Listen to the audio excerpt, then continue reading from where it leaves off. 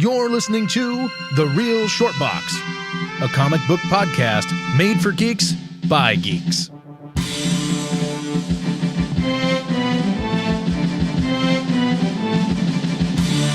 Welcome, brothers and sisters, to The Real Short Box. My name is Kevin. And I'm Donald. Today, we're briefly going to discuss... Porn! No. Oh, We must be respectful in this pod. Oh, shit. Recently, we had the passing of one of the legendary comic book artists. Ah, yes. You know, he is on the Mount Rushmore of comic book artists. He is the statue of Wait, no, that wouldn't work, would it? No, that wouldn't work. But he's up there with Jack Kirby. I mean, Steve Ditko. Yes, Stephen J. Ditko. Passed away on June 29th at the age of 90. 90 years old. Yes, sir. 90 years old. Aged like a fine wine Yes, he did.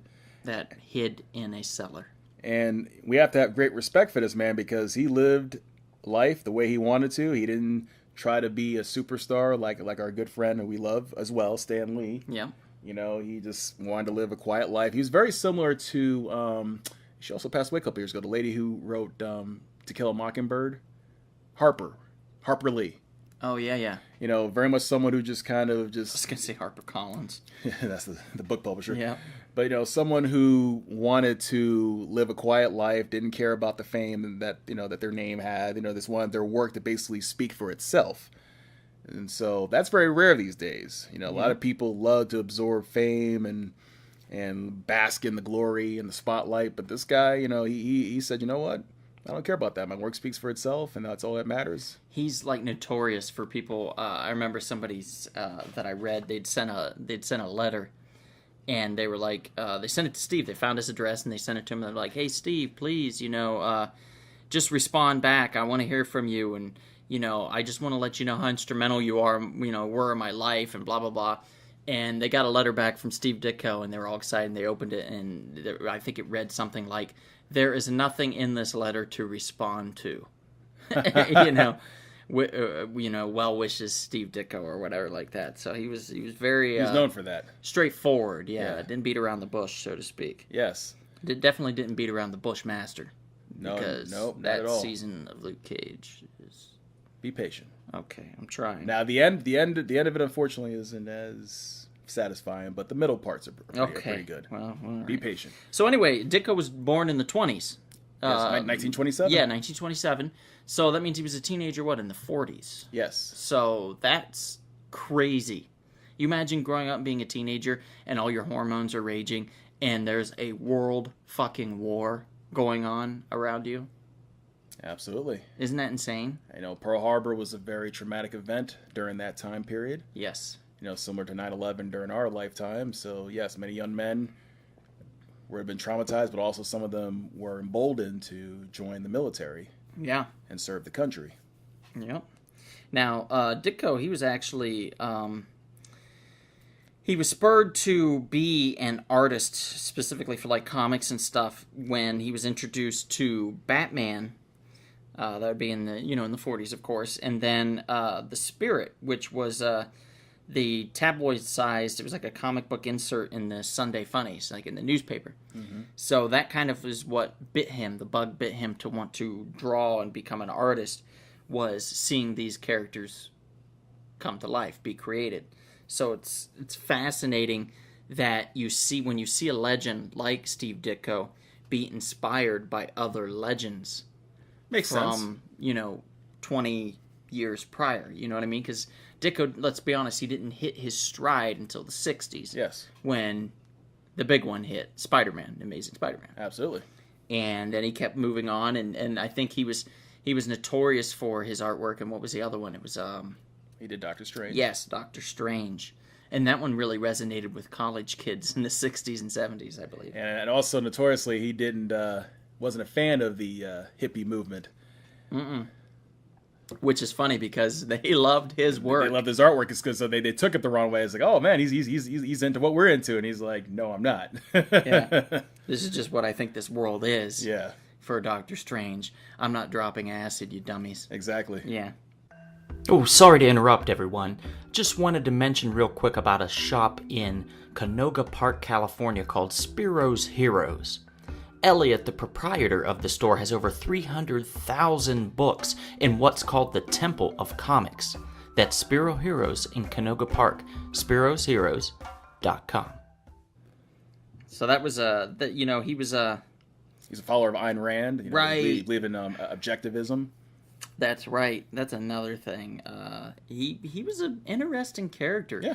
I don't think anybody ever has really gotten a solid bead on him as far as who he was, the essence of Steve Ditko. Yeah, because he was, just to say, he was a very private man. He's a recluse. Yeah, recluse, very much private. I mean, you had access to him, of course, if you went to his New York City studio. You could meet with him once in a while. He may talk with you briefly and whatnot, but you just can't take pictures or record. No. He was there. So, remember, did you ever see that documentary? I think it was a BBC documentary about a decade ago, where a guy, I think it was called Searching for Steve Ditko. Yes. It's very interesting. And, he actually got to finally meet him. Mm-hmm. But he wasn't allowed to bring a camera in. Exactly. No cameras, no recording, nothing. No photos. And it was cool. He signed some, whatever, not Marvel stuff, of course, but, of course. more of his more independent stuff and gave it to him. Yeah. That's kind of an interesting thing. Where if it was Stan Lee, for example, Stan would be like, why don't you have a camera? Right. It would be totally different. And that might be a reason why they broke up, essentially, the relationship, because they're two completely separate personalities. Oh, absolutely. Night and day. And it happens. Collaborations don't last forever. There's always issues that come up. But thankfully, for at least 38 issues of The Amazing Spider-Man, they were able to work together. Yeah, that was a pretty good run. And after that, and Doctor Strange, he left. Mm-hmm. And he did a lot of work for, I believe, for Atlas Comics, which was the precursor to Marvel in the 50s. Yes. So he did like some horror stuff and things like that. Yes, him and Kirby, when Kirby came back, those two, as we know, we talked about in the previous pod, how instrumental they were into basically saving the company. Yeah. So when he left Marvel, then he went to DC and he went to Charlton. Now, Charlton Comics... they are, I don't know if you know this, Kevin, but I do a web series called The Blue Beetle, Ted Kord Returns. I have heard of it. Okay, so it has to do with Ted Kord. Ted Kord is a creation of Steve Ditko. Yes, that. So Steve Ditko's passing is very, very sad for me, very tragic. I know it's very personal. Because he's, the character's near and dear to my heart, and, the ideals that he put into the character is important to me, anyway. So he created The Blue Beetle, Ted Kord, which came to be after Dan Garrett. He created then The Question, which is probably the most famous, one of the most famous comic book detectives of all times. Who would later be kind of reimagined as Rorschach. Yes. In The Watchmen. Yes, absolutely. That's how The Watchmen came to be. Right. The Creeper, if you remember The Creeper, he did that character for DC Comics. That was a really cool idea. That this kind of an insane character like that. Also Shade the Changing Man, right? Yep, and Hawk and Dove. And Hawk and Dove, that didn't last long for him because he saw things completely different than the the guy he was working with on the book. Can't remember who it was now, but there was a difference of opinion, and he left, and then the book did not last long after that. And then I remember he self-published, not self-published, but he worked for small independent publishers where he created another character called Mr. A. Oh, yeah. That was a hero that reflected the influence of Ayn Rand's philosophy, right? Of objectivism? Yes. Yeah, that's what I thought. Yeah, he was an interesting guy. He was definitely a workhorse. I have a bunch of books of his, like, just horror stuff from Charlton Comics. And it's interesting because he's such a dynamic artist. I would say he was a love child between Kirby and Starlin, like, as far as, like... His style. The style. You know what? I can see that. I can see that. Yeah, he had that, and like, the space stuff, he had the... Now, by you saying really that, Jim Starlin had to have been influenced by him. Yeah. Oh, I'm sure. I'm sure he was. And, there's many artists, I'm sure, that were influenced by Ditko. But just saying, like, it was kind of a mashup between the two. It always felt like, to me, Because, Starlin was working when I was, a young kid. Mm-hmm. So seeing his stuff, you don't know who's what age when you're reading their books or you're looking at their art. You don't know how old this person is versus that person. And especially when you're a kid, if you get a book from the 60s versus a book from, the 90s, the art's kind of night and day, but you're not thinking, well, this person's probably much older now than this other person. Right. You don't think that. No, you don't. So Ditko to me, he just never aged. He always seemed to be the same damn age. And to hear that he was 90 years old was just kind of crazy, to just like, wow. It's quite interesting and a blessing that a lot of these artists and writers from the Golden Age and from the Silver Age have actually lived a pretty long life, because Joe Simon was also in his 90s. He was 98 years old. Wow, that's nuts. Yeah. Yeah, he didn't you get something signed by him? Yes, I did, a Captain America book. Which Captain America book? It was Captain America 25, the Death of Captain America. You see like the glove hand laid out. Oh, one of those covers. The Brubaker one? Yeah, Brubaker. Oh, okay. That's a nice cover. Now, yeah, if you're thinking Captain America 25 from like 1942, yeah, that'd be nice to have. No, not yet. Indeed it would, sir. You'd be like, I'm out of here. I quit. I'd buy a house. But one thing we cannot emphasize, and we somewhat mentioned, but we got to emphasize this because Stan Lee, as much as we love him, gets too much credit. Steve Ditko is very instrumental in the creation of Spider-Man. A property, a character, a beloved superhero. Oh, yeah.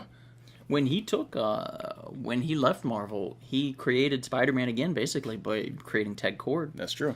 Ted Kord was a Beetle character, the Blue Beetle, An insect. Yeah, he had no powers, unlike Spider-Man, of course, but he had that funny, kind of quirky inventive response. He was sassy. And inventive. In other words. Yeah, he was very inventive, very clever. The only difference is he was actually had money, unlike Peter.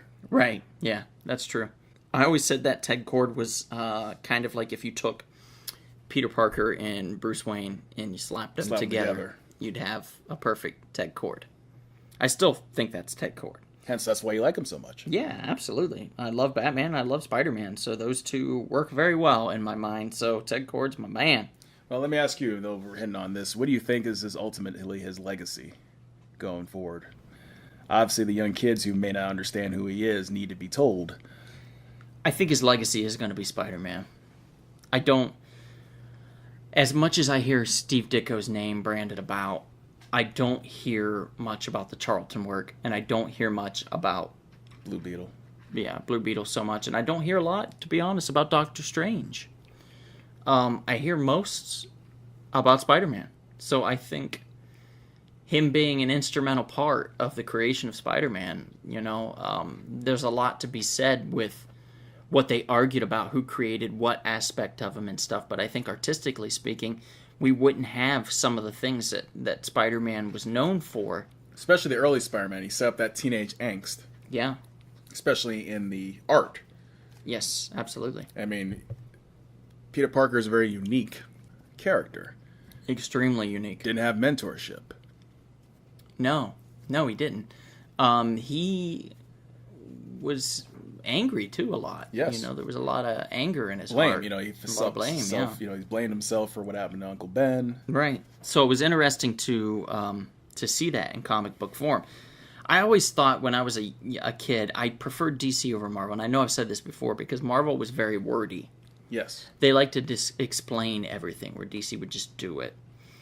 And there's something to be said for connecting with people through explanation and through action of, just showing art, and you being able to tell and see the pain in someone's face or something, right. Of a drawing that you made. Especially the covers. Yes. Ditko had some awesome covers. Just some amazing covers. And guys, his Charlton run on any of those books, really, except for, of course, the Captain Adam stuff, because he did work that for Charlton, which is where he created Ted Kord. Actually, Blue Beetle books, those are all that stuff skyrocketing. It's really hard to get those books now. So, but there's a lot of Charlton work that he did that is still very much obtainable. And even Shade the Changing Man, is still a very cheap book to get. I think it's Creeper. like a $25, $30 And the book. Creeper. Creeper, yes, $50, 60, 70, something like that. And if you're a comic book historian type guy, someone who appreciates classic art, definitely pick up some of these books. Yeah, Creeper had the best covers of any run that I can remember in recent memory. The Creeper covers were just awesome. I mean, just like, there's so much going on in those, and it just tells such a great story. I can't get enough of it, so I highly recommend that if you can get the Creeper run from DC, that you do that. Shaded Changing Man from DC, or just any of his monster books or his like horror type stuff that Ditko did for Atlas, or for primarily for Charlton. Then after that, I think it's well worth the investment just to have a little piece of that history. Absolutely. Very good books. A very talented man. And he'll be missed. Sorely missed. Very, very, very, very missed. So, is there anything you want to say, Kevin, before we sign off on this little memorial? Simple, thank you, Mr. Ditko, and may God rest your soul. I think one thing I want to mention before we go is Ditko once refused an award. Which one? He said that it was I think it was the International Inkpot Award that he won, and he returned it. He said that awards bleed the artist and make us compete against each other. They are the most horrible things in the world.